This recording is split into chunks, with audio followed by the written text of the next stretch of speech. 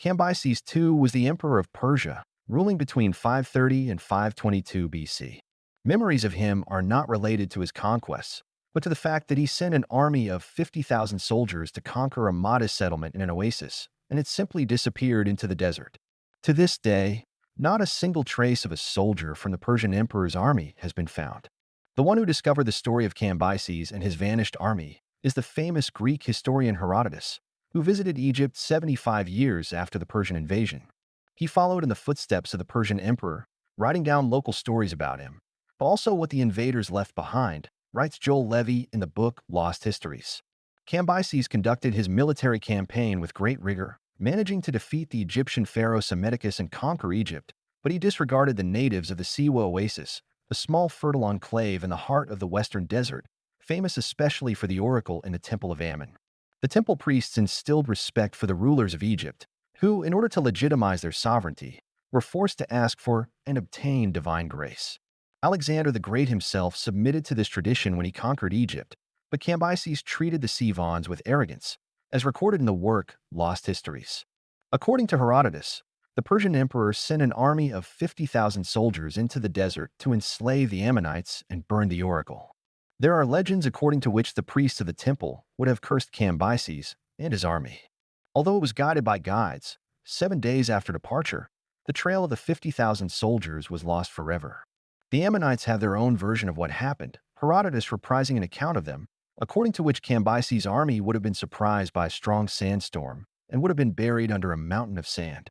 There are researchers who question Herodotus' story, claiming that, in fact, it would be an invention of his to discredit Cambyses, about whom he wrote on several occasions that he was an irascible drunkard and had uncontrolled fits of anger, Joel Levy details in his book. However, there are also researchers who believe that there is a possibility that the desert really contains the lost army of Cambyses, which means a lot of skeletons, armor, weapons, and equipment from that period waiting to be discovered. Herodotus gave some clues about the possible location of the lost army, which is an agricultural city known today as Kurga. From here, it seems that they would have followed the traditional caravan route to Siwa, which passes through Dakhla and then Farafra. It is mentioned in the work Lost Histories. Adventurers do not give up on the discovery of the century.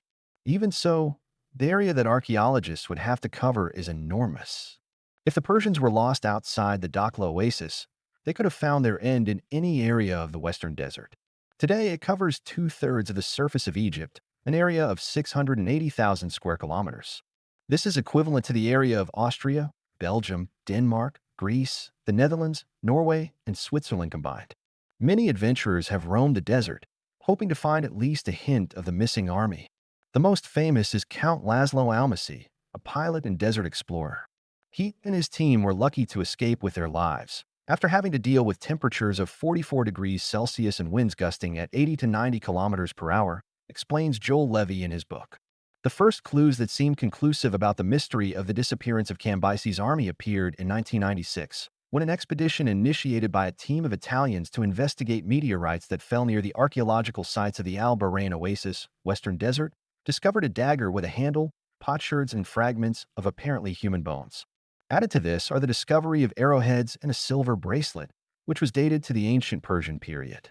4 years later, a geological oil prospecting team discovered similar evidence in the same area, the work Lost Histories states. In light of these discoveries, a team from the University of Toledo in Ohio, USA, traveled to the site of El Bahrain, but the result of the verifications was not what was expected. The broken pots were identified as belonging to the Roman era, and the few burial mounds discovered were cataloged as common in the desert. Instead of thousands of human skeletons, fragments of fossilized sea biscuits, marine animals similar to sea urchins, were found, which at first glance could be confused with human bones. Therefore, to this day, it is not known what happened to the 50,000 soldiers.